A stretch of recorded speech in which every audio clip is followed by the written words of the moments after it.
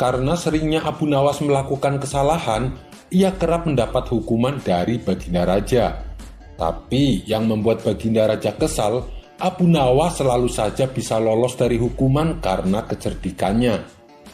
Dan kali ini Abu Nawas kembali melakukan kesalahan. Ia tertangkap tangan oleh prajurit istana tengah menenggak minuman keras. Dengan sigap, para prajurit ini segera menangkap dan membawanya ke hadapan Baginda Raja. Abu Nawas, kelakuanmu masih saja tidak berubah.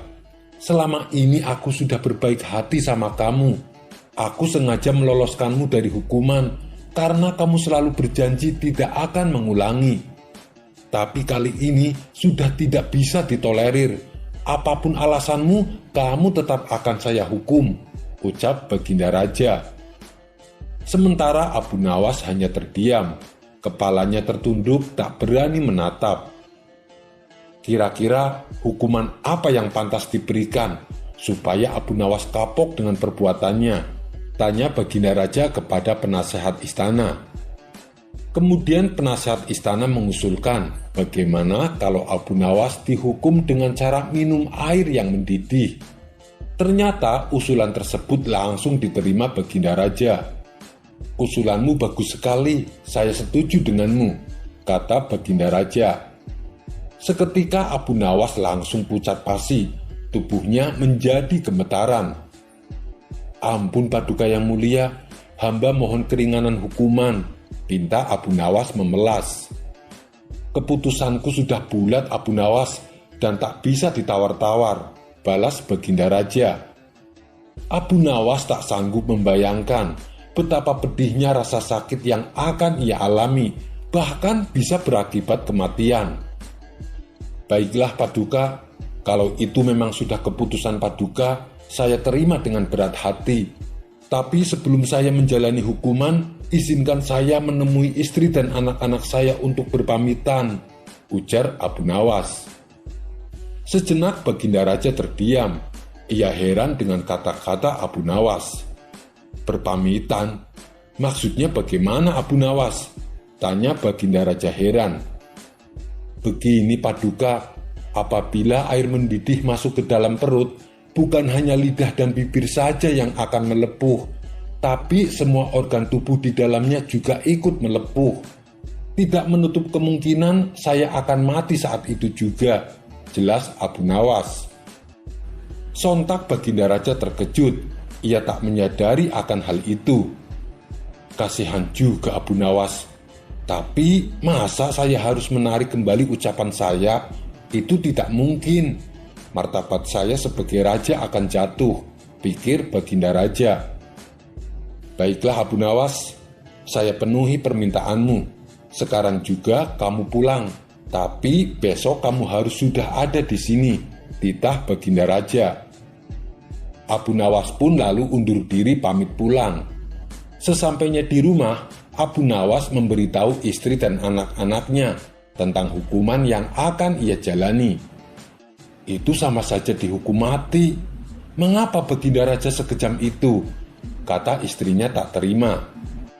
Sudahlah wahai istriku, bila memang ini sudah takdirku untuk mati, saya harap kamu dan anak-anak mengikhlaskan kepergianku, tutur Abu Nawas. Mereka lalu menangis sambil berpelukan erat. Malam pun semakin larut. Abu Nawas masih belum dapat memejamkan mata.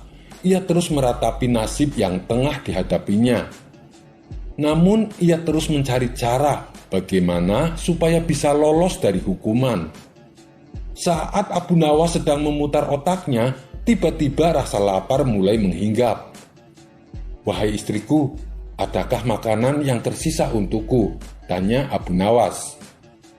Saya sudah menyiapkan sop panas di atas meja, tapi sepertinya sekarang sudah dingin, jawab sang istri. Sudah dingin? Memangnya kapan kamu membuat sopnya? Tanya Abu Nawas kembali. Tadi sewaktu habis isya, ini kan sudah tengah malam, jadi wajar kalau sopnya sudah dingin, kata sang istri menjelaskan. Mendengar itu, terbesitlah di otak Abu Nawas akan ide yang cemerlang. Tapi Abu Nawas sengaja tidak memberitahu istrinya, sebab ia tidak ingin rencananya menjadi berantakan. Setelah menjelang pagi hari, Abu Nawas mengumpulkan para tetangganya.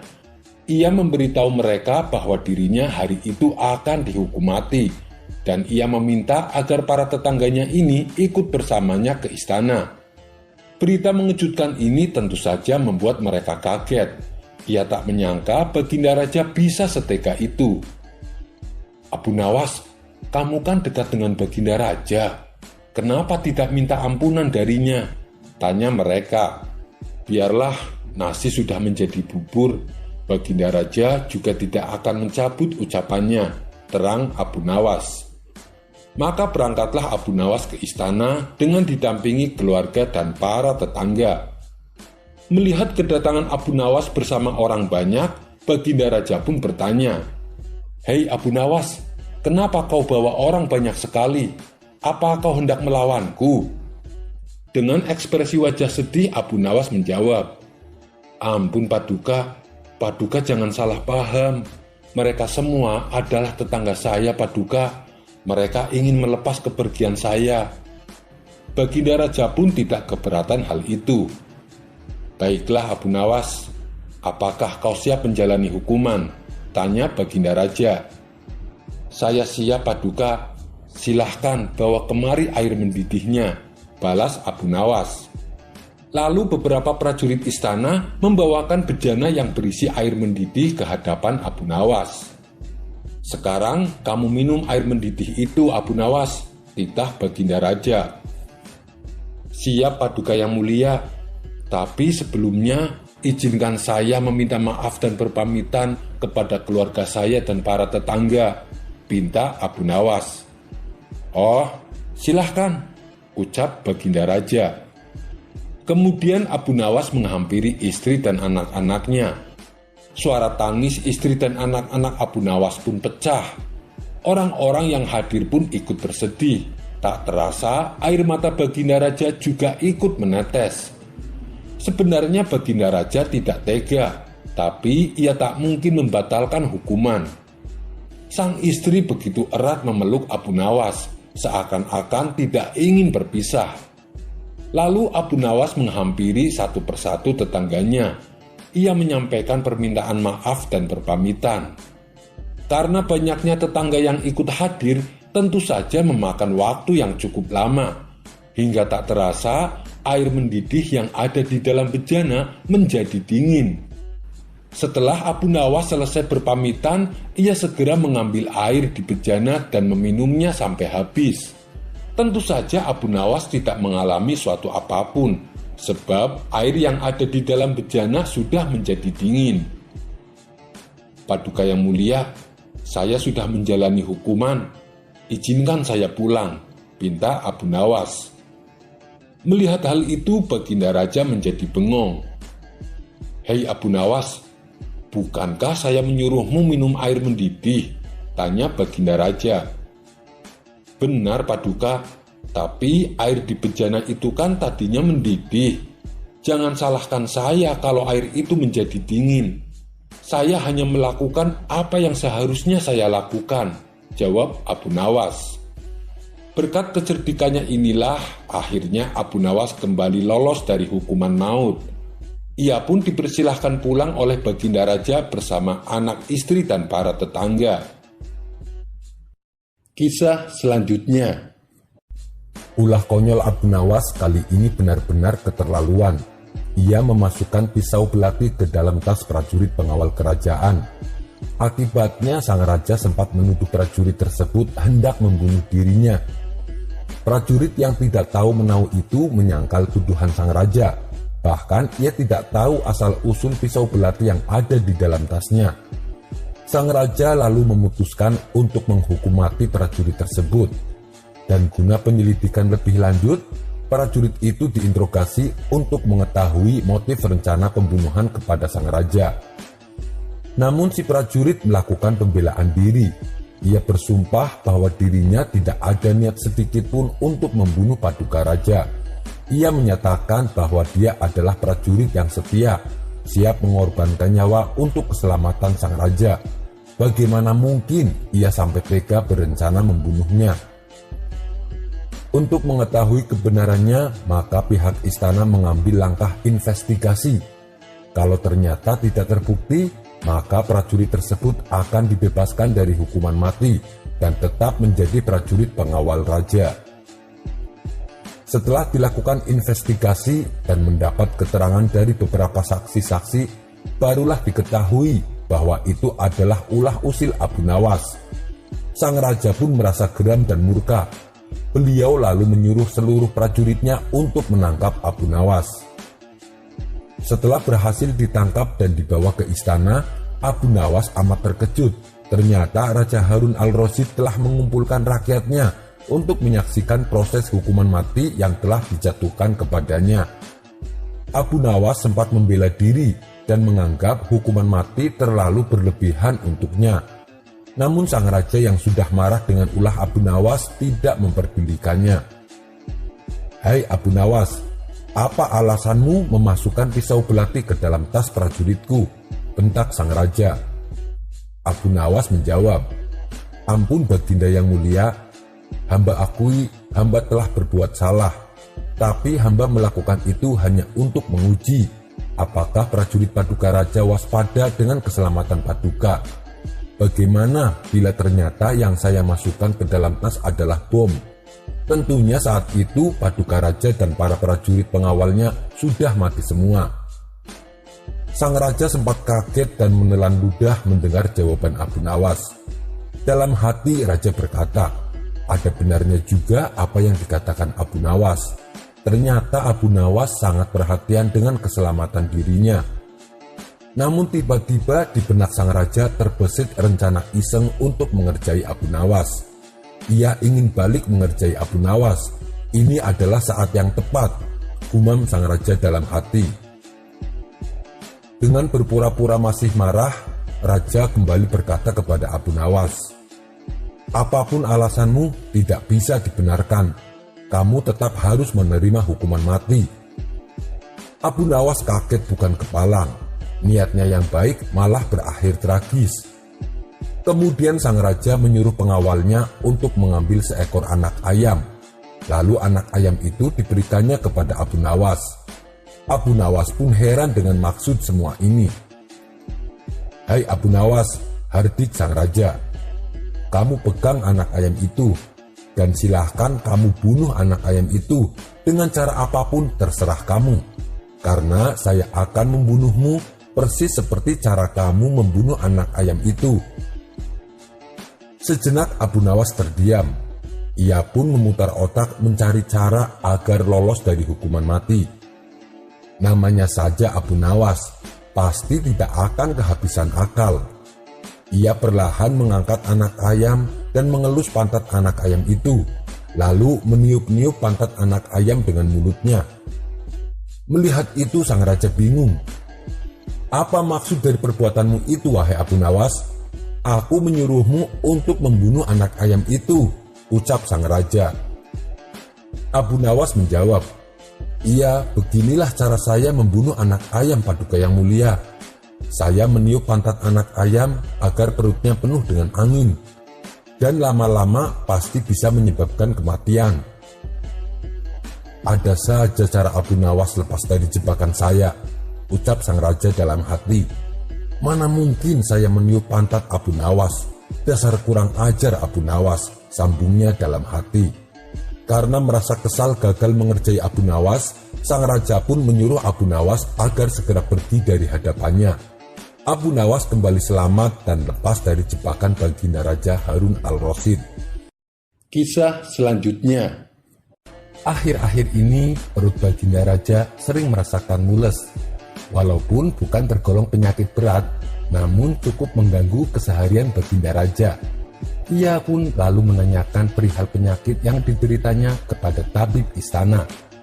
Tabib istana menjelaskan kalau Baginda Raja sedang terkena serangan angin. Entah apa yang ada di pikiran Baginda Raja, ia malah meminta bantuan Abu Nawas atas penyakit yang dialaminya. Lebih tepatnya mungkin ingin mengerjai Abu Nawas, karena memang Abu Nawas seringkali dikerjai sang raja, tapi selalu lolos. Lagi sakit perut aja masih sempat-sempatnya terpikir untuk mengerjai Abu Nawas. Maka dipanggillah Abu Nawas ke istana. Sesampainya Abu Nawas di istana, Baginda Raja menyambutnya dengan senyuman. Rupanya sang raja telah menyiapkan tugas yang cukup konyol untuk Abu Nawas. "Hai Abu Nawas, aku punya tugas penting buatmu," ucap sang raja. "Tugas apa wahai Paduka yang mulia?" tanya Abu Nawas. Sang raja kemudian berkata, "Akhir-akhir ini aku sering merasakan sakit perut. Kata tabib istana sih, aku menderita penyakit angin." Abu Nawas sedikit keheranan mendengar cerita sang raja. Ia pun lalu bertanya, "Ampun Baginda, kiranya apa yang bisa hamba lakukan?" "Tangkap dan penjarakan angin itu untukku. Kau tentu bisa melakukannya, bukan?" perintah sang raja. Abu Nawas merasa bingung dengan perintah sang raja. Di sisi lain, ia tak mungkin menolak perintah itu, sebab apapun yang jadi perintah raja harus ia patuhi bila tak mau terkena hukuman. Setelah berpikir sejenak, akhirnya Abu Nawas menjawab, "Baiklah yang mulia, akan hamba coba untuk memenjarakan angin," ucapnya dengan terpaksa. "Aku beri waktu kau 3 hari untuk menyelesaikan tugasmu," kata sang raja. "Baik yang mulia, akan hamba segera selesaikan perintah dari sang raja," jawab Abu Nawas. Usai mendapat perintah dari sang raja, Abu Nawas pun pulang membawa tugas konyol itu. Di sepanjang perjalanan pulang, ia terus terdiam dan mulutnya terkunci tak mengeluarkan sepatah kata pun. Ia tak habis pikir dengan perintah aneh yang Raja Harun al-Rasyid berikan. Ia belum bisa memikirkan bagaimana cara menangkap dan memenjarakan angin. Menurutnya, angin adalah benda yang tak berwarna dan tak dapat dilihat. Bagaimana mungkin ia bisa menangkap angin yang bahkan tak bisa disentuh? 2 hari berlalu, Abu Nawas tak kunjung mendapatkan ide untuk menangkap angin. Apalagi harus memenjarakannya. Ia pun hampir putus asa. Bahkan ia tak dapat tidur dengan tenang. Ditambah lagi, waktu yang Baginda Raja tentukan tinggal 1 hari lagi. Apa yang harus kuperbuat? Besok adalah hari terakhir. Tapi aku tak kunjung mendapatkan ide, ucapnya dalam hati. Ia mondar-mandir memikirkan cara untuk memenjarakan angin. Saking bingungnya, ia sempat menyerah dan pasrah dengan hukuman yang akan diterimanya esok hari. Ketika malam datang, tiba-tiba ia mendapatkan ide yang sangat cemerlang. Bukankah angin itu tidak terlihat? Raja juga tak dapat melihatnya, bukan? Gumamnya dalam hati. Hari yang ditentukan pun tiba. Abu Nawas berangkat ke istana dengan membawa botol di tangannya. Sesampainya di istana, rupanya Baginda Raja sudah menunggu kedatangan Abu Nawas. "Kau sudah menyelesaikan tugasmu, wahai Abu Nawas?" tanya sang raja. "Tentu sudah yang mulia," kata Abu Nawas sambil menyerahkan sebuah botol kosong kepada Baginda Raja. "Mana anginnya Abu Nawas?" tanya Baginda. "Ada di dalam botol itu yang mulia," jawab Abu Nawas. "Benarkah? Kenapa aku tak bisa melihat apa-apa?" tanya Baginda Raja kebingungan. "Ampun Baginda, siapapun tak akan bisa melihat angin. Akan tetapi, jika Paduka ingin tahu, Paduka harus membuka tutup botol tersebut," jawab Abu Nawas meyakinkan sang raja. Setelah Paduka Raja membuka tutup botol tersebut, ia mencium bau busuk. Sang raja pun murka kepada Abu Nawas. "Bau busuk apa ini? Kau mau meracuniku?" bentak sang raja.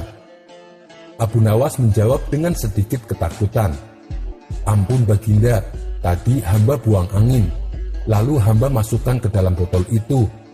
Karena takut anginnya akan keluar, maka hamba memenjarakannya dengan cara memasukkan ke botol itu dan menutupnya.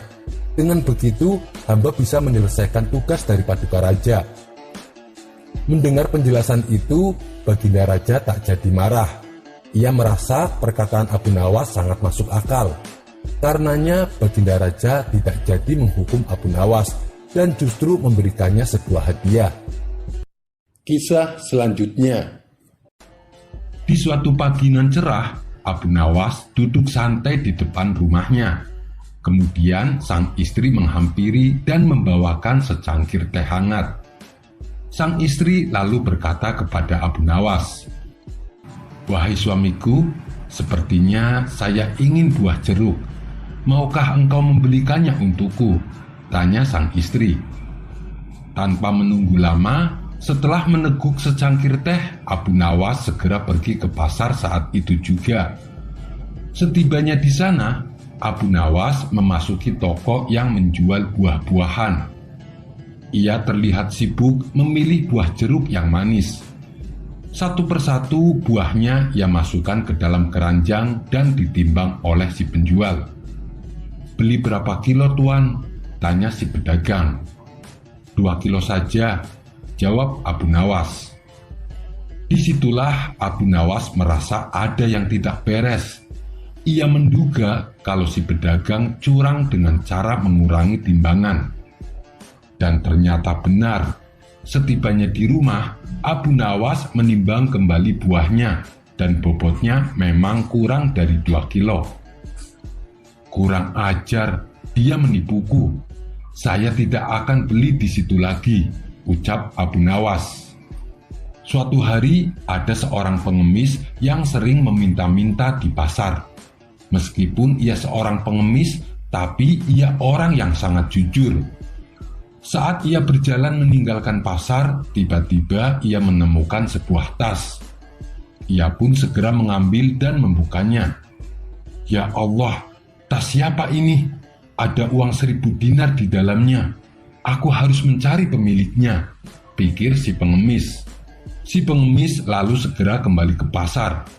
Setibanya di pasar, ia melihat seorang pedagang berteriak, "Bagi siapa saja yang menemukan tas berisi uang 1000 dinar, maka aku akan memberikan hadiah." Pedagang tersebut ternyata adalah pedagang buah yang terkenal curang, di mana tempo hari Abu Nawas juga belanja ke situ. Si pengemis segera menemui pedagang tersebut dan menyerahkan tas yang ia temukan. "Tuan, aku menemukan tas Tuan," kata si pengemis. Pedagang buah itu lalu menghitung uang di dalam tasnya. Jumlahnya masih utuh 1000 dinar. Sementara si pengemis masih berdiri di hadapannya. "Ngapain kamu masih di sini?" tanya si pedagang. "Bukankah Tuan berkata akan memberikan hadiah bagi siapa saja yang menemukannya?" "Aku menunggu hadiah dari Tuan," jawab si pengemis. Ternyata si pedagang bukan hanya curang, tapi ia adalah orang yang licik dan serakah. Ia pun tega hendak menipu si pengemis. "Hadiah? Apa saya tidak salah dengar? Tas ini seharusnya berisi 2000 dinar, tapi ini isinya 1000 dinar. Kau pasti yang mengambil sisanya. Pergilah sebelum aku laporkan kepada Tuan Hakim," kata si pedagang dengan kasar. "Aku memang pengemis, Tuan, tapi aku orang yang jujur," ujar si pengemis. "Kamu memang keras kepala. Mari kita bawa masalah ini kepada Tuan Hakim," ajak si pedagang. Akhirnya mereka berdua pergi menemui Tuan Hakim. Setibanya di sana, ternyata Tuan Hakim sedang buru-buru pergi ke istana. "Maaf, saya sedang sibuk sekarang. Saya tidak bisa menangani urusan kalian. Begini saja, kalian temui Abu Nawas.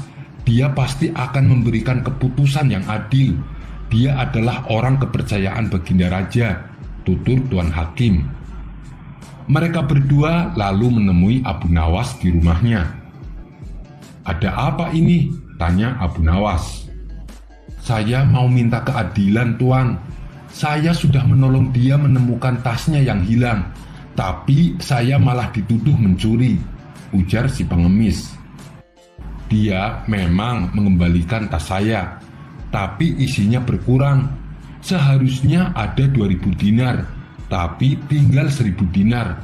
Pasti dia telah mencuri sisanya," kata si pedagang tak mau kalah. Sejenak Abu Nawas terdiam. Bukankah pedagang ini yang terkenal curang? Pasti dia telah berbohong, pikir Abu Nawas.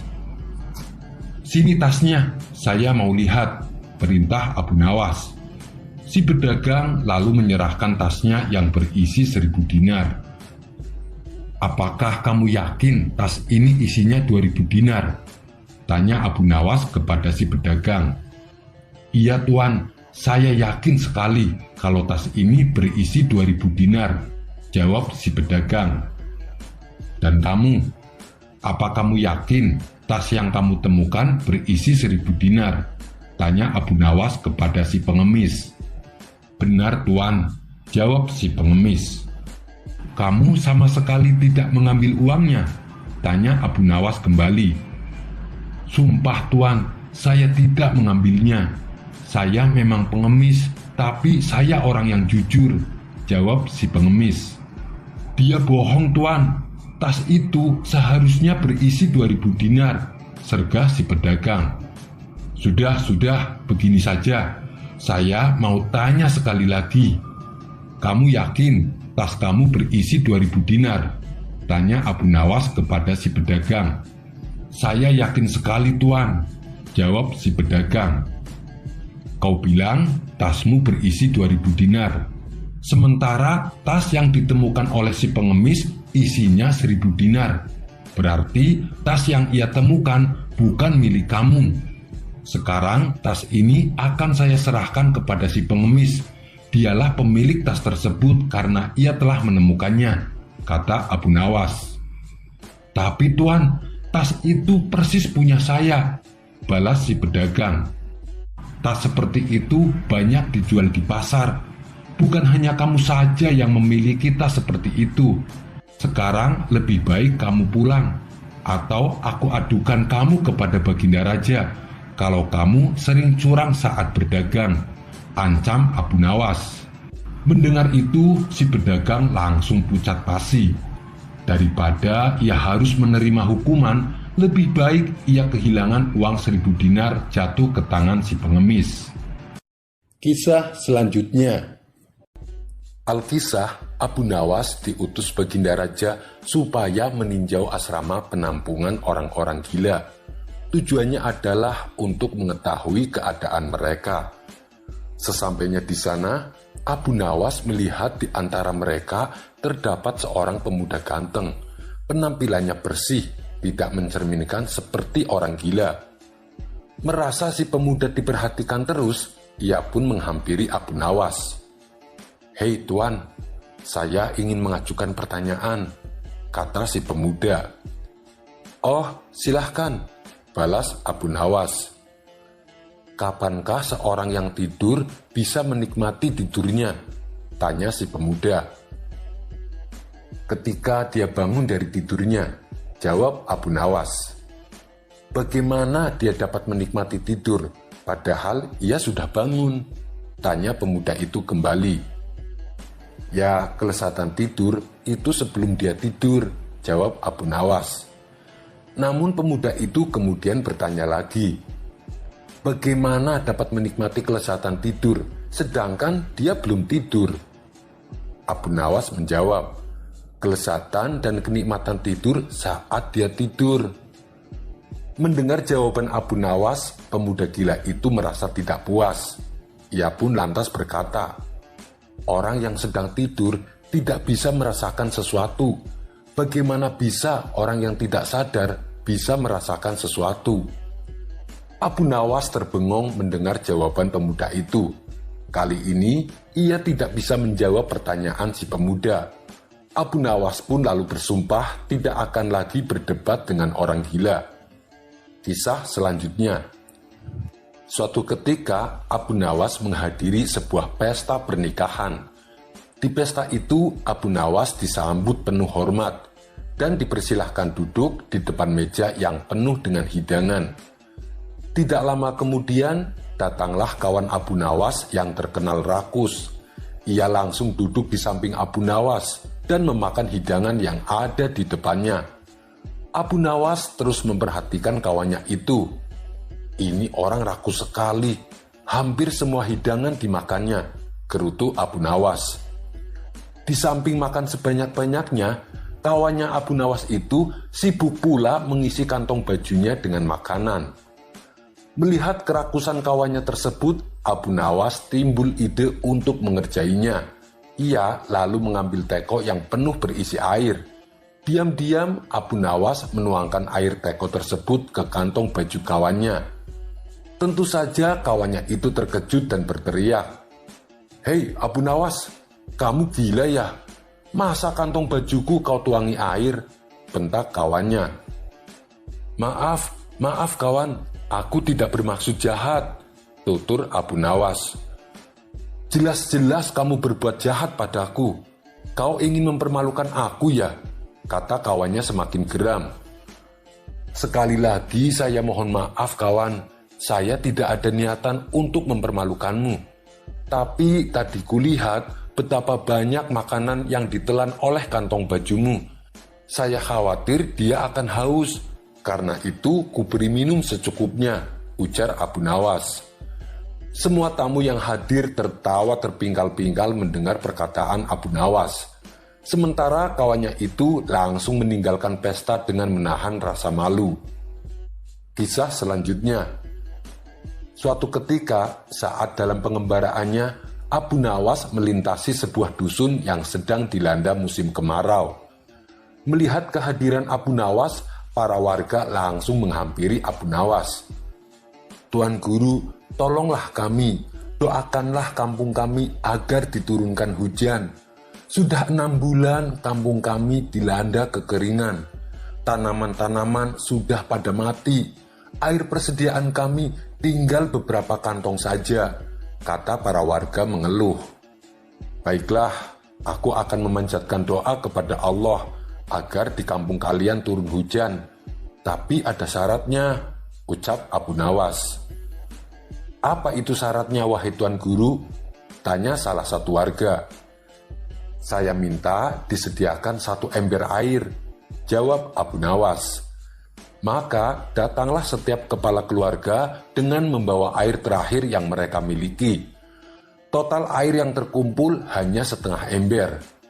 Abu Nawas lalu melepaskan pakaiannya yang kotor, dan dengan air itu Abu Nawas mulai mencucinya. Melihat hal itu, para warga pun terkejut. Bahkan ada salah satu orang yang berkata kepada Abu Nawas, "Hai Tuan Guru, itu air terakhir persediaan kami yang rencananya untuk minum anak-anak kami." Perbuatan Abu Nawas ini tentunya mengundang reaksi kemarahan warga.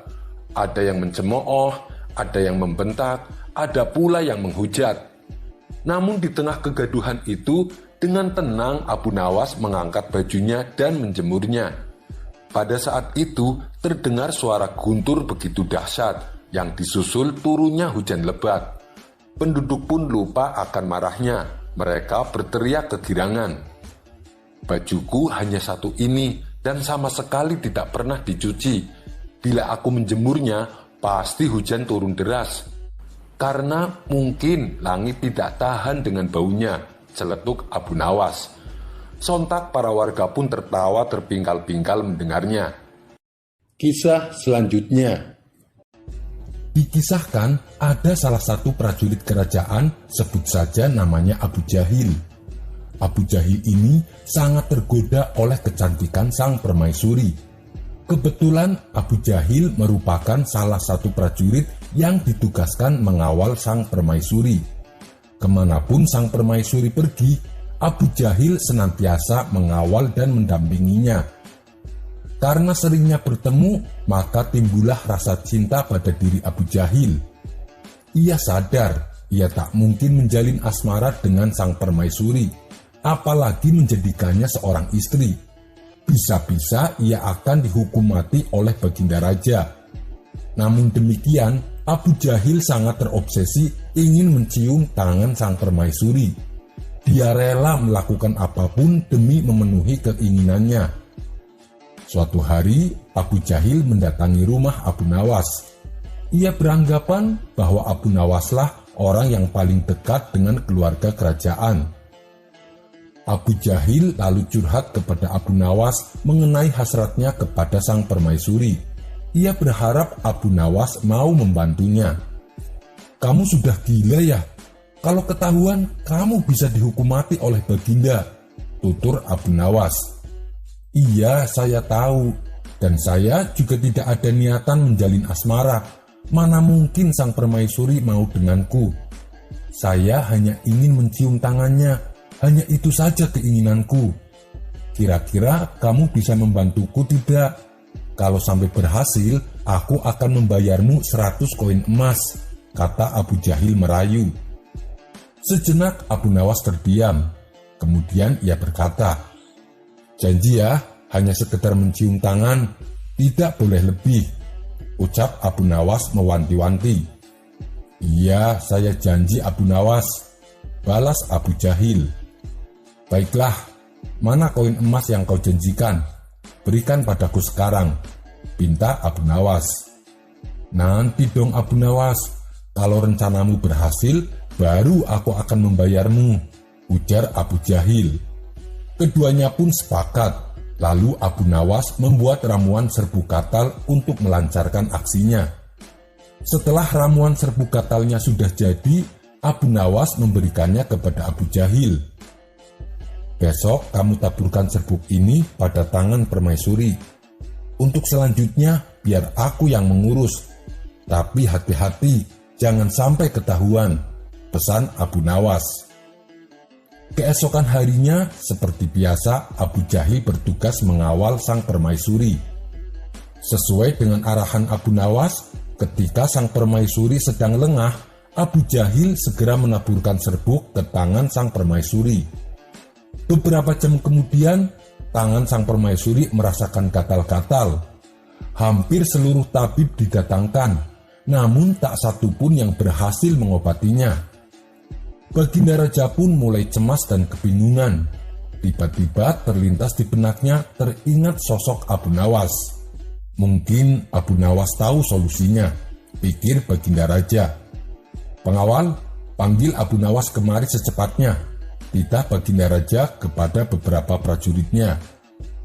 Singkat cerita, datanglah Abu Nawas menghadap Baginda Raja. Ampun Paduka, ada keperluan apa Paduka memanggil hamba? Tanya Abu Nawas pura-pura tidak tahu. Begini Abu Nawas, tangan istriku tiba-tiba terkena penyakit gatal-gatal. Sampai saat ini belum juga ditemukan obatnya, kata Baginda menjelaskan. Oh begitu, izinkan hamba memeriksa tangan sang permaisuri, pinta Abu Nawas. Sang permaisuri yang sedari tadi duduk di samping Baginda segera menyodorkan tangannya kepada Abu Nawas. Abu Nawas pun kemudian pura-pura memeriksanya. Setelah beberapa menit kemudian, Abu Nawas berkata, gatal yang dialami sang permaisuri memang penyakit yang terbilang aneh. Ini hanya bisa disembuhkan dengan ludahnya Abu Jahil, sebab ludah Abu Jahil mengandung bakteri yang bisa melawan penyakit gatal pada tangan permaisuri. Dan Abu Jahil harus menciumnya dengan menjilat, supaya ludahnya bisa rata membasahi bagian yang gatal, kata Abu Nawas menjelaskan. Lalu dipanggillah prajurit yang bernama Abu Jahil. Ia disuruh mencium tangan sang permaisuri. Abu Jahil menjilatinya beberapa lama, sampai ludahnya membasahi bagian tangan permaisuri yang terkena penyakit gatal. Benar saja, tidak lama kemudian, sakit gatal yang diderita sang permaisuri hilang seketika. Sang permaisuri pun merasa senang, apalagi Abu Jahil. Keinginannya selama ini akhirnya bisa terwujud. Keesokan harinya, Abu Nawas menagih 100 koin emas yang dijanjikan Abu Jahil. Namun Abu Jahil menolaknya. Ia malah tertawa meledek Abu Nawas. Abu Jahil berani berbuat demikian karena ia tahu Abu Nawas tak akan berani membocorkan masalah ini kepada siapapun. Kalau sampai Abu Nawas membocorkannya, bisa-bisa Abu Nawas juga ikut dihukum mati. Abu Nawas pun merasa jengkel dan kecewa kepada Abu Jahil. Dalam hati ia berkata, tunggu saja kau Abu Jahil, aku akan membuatmu kapok, berani-beraninya kau mempermainkan aku. Abu Nawas langsung memulai aksinya dengan menyelinap ke kamar Baginda Raja. Ia lalu menaburkan serbuk katal ke celana Baginda Raja bagian belakang. Beberapa jam kemudian, terdengarlah teriakan Baginda Raja dari dalam kamar. "Abu Jahil, cepat kemari, pantatku gatal sekali."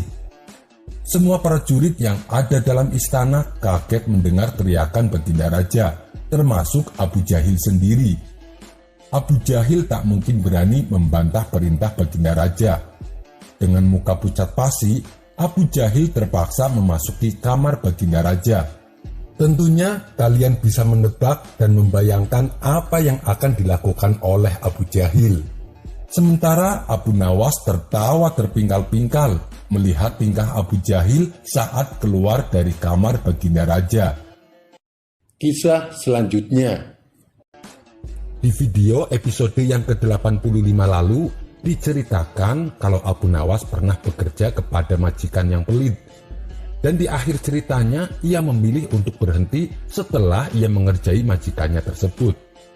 Nah, kali ini Abu Nawas kembali bekerja pada saudagar yang lain. Tapi majikannya kali ini sangat baik hati dan pengertian.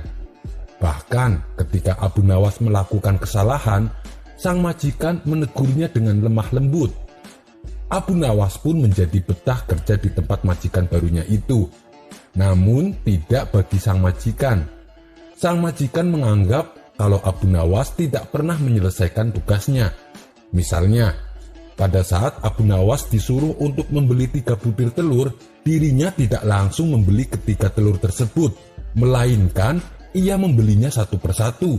Sehingga untuk membeli ketiga telur itu, dirinya sampai bolak-balik 3 kali ke warung. Hal itulah yang membuat sang majikan agak kurang suka dengan kinerja Abu Nawas. "Wahai Abu Nawas, kemarilah," kata majikannya. "Sebenarnya aku telah mengakui jika engkau adalah orang yang baik, namun kamu sangat lamban dalam bekerja." Mendapat teguran dari sang majikan, Abu Nawas merasa dirinya akan diberhentikan dari pekerjaannya. Lalu dengan sigapnya, Abu Nawas langsung merayu sang majikan. "Mohon maaf Tuan Majikan, saya memang salah. Saya jamin hal itu tidak akan berulang kembali. Untuk kedepannya, saya akan mengerjakan sekaligus supaya cepat selesai," kata Abu Nawas. Karena sang majikan merasa kasihan, ia pun masih mempekerjakan Abu Nawas di rumahnya. Sedikit demi sedikit, Abu Nawas mulai belajar agar tak mengulangi kesalahannya. Hingga pada suatu hari, sang majikan jatuh sakit. Ia hanya terbaring lemas di tempat tidurnya. Dengan perasaan iba, Abu Nawas bertanya kepada sang majikan, "Tuan, adakah yang bisa saya lakukan?" Sang majikan yang sedang terbaring lemas di tempat tidurnya menoleh ke arah Abu Nawas. Ia pun lalu berkata, "Wahai Abu Nawas, carikan aku seorang tabib untuk mengobati sakitku." Mendapat perintah dari sang majikan, Abu Nawas bergegas pergi untuk mencari seorang tabib. Setelah sekian lama ditunggu, akhirnya Abu Nawas kembali bersama seorang tabib. Akan tetapi, ia tak hanya mengajak seorang tabib, ia juga mengajak beberapa orang untuk ikut bersamanya. Melihat hal itu, sang majikan pun merasa heran. "Abu Nawas, aku hanya menyuruhmu untuk mencari seorang tabib. Tapi kenapa kamu mengajak serta orang-orang ini?" tanya sang majikan. Dengan entengnya Abu Nawas menjawab, "Biar saya tidak bolak-balik, Tuan." "Maksudmu bagaimana, Abu Nawas?" tanya sang majikan bingung. "Jadi begini, Tuan. Setelah Tuan diperiksa tabib, biasanya kan nanti Tuan disuruh minum obat. Nah, saya ajak sekalian tukang obatnya. Sedangkan tukang obat biasanya butuh ramuan untuk membuat obatnya. Maka saya ajak juga penjual ramuan obat-obatan. Tapi karena saya khawatir Tuan tidak bisa disembuhkan, pastinya Tuan akan meninggal. Maka saya ajak juga tukang penggali kubur." Abu Nawas mencoba menjelaskan. "Aduh, Abu Nawas, kamu ini ada-ada saja," balas sang majikan sambil menepok jidatnya. Sekian dulu perjumpaan kita kali ini. Sampai bertemu lagi di kisah selanjutnya. Terima kasih yang sudah subscribe dan setia menonton channel ini. Wassalamualaikum warahmatullahi wabarakatuh.